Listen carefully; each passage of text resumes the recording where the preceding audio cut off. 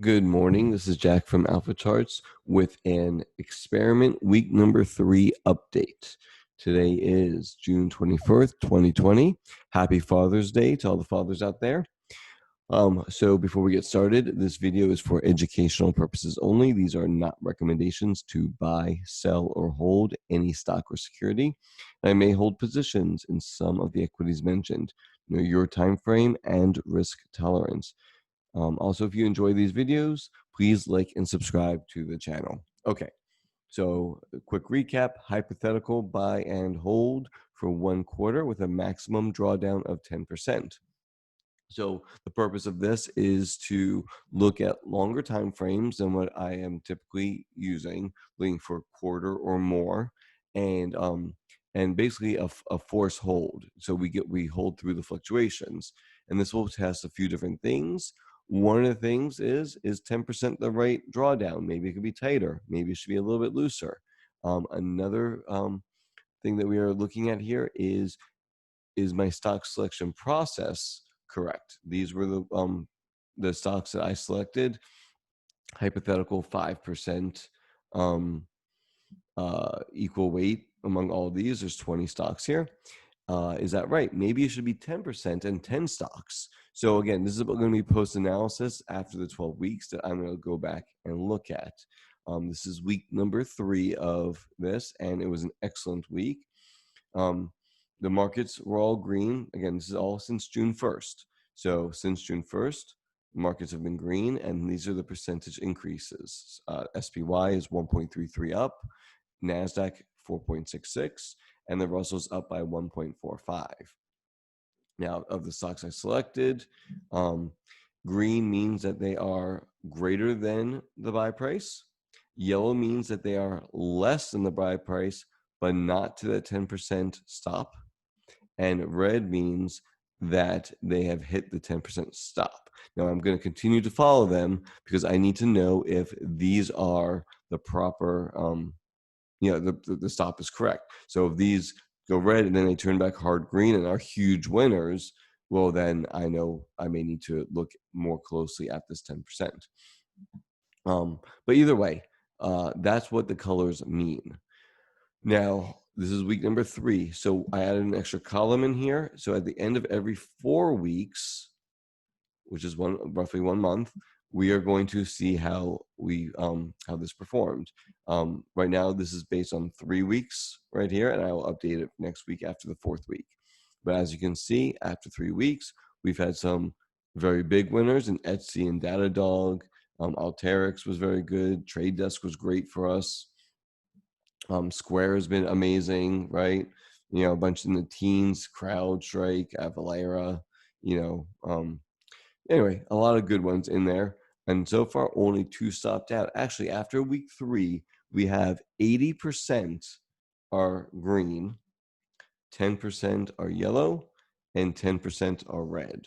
All right, so 2 red, 2 yellow, 16 are positive. All right, so right there, that's pretty good, right? And the market is healthy right now. We are in an uptrend, right? Knocking all-time highs, and we'll look at that in a moment. Actually, you know what? Let's look at that now. I don't think there's much more to say about this. Oh, yeah, one more thing to say. We said the SPY was 1.33, QQQ was 466, and IWM was a buck 1.45%.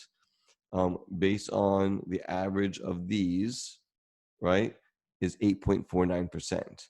That's including if I was to hold these 2 losers, which are down greater than where I would have been stopped out. Now, if you actually take out these 2 losers and we just average all of these, it'd be closer to 11%.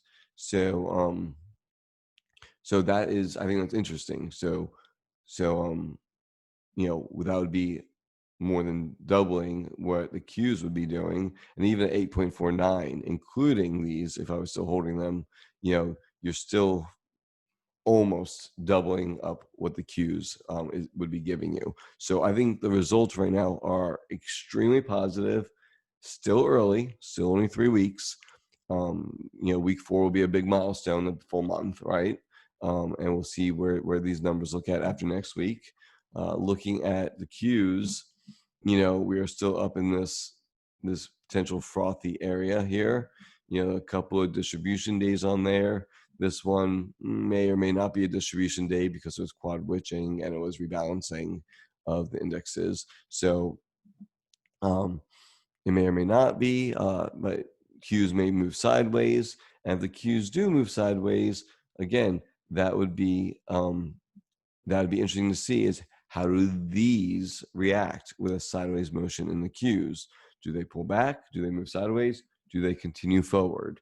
Again, that goes back to the stock selection criteria.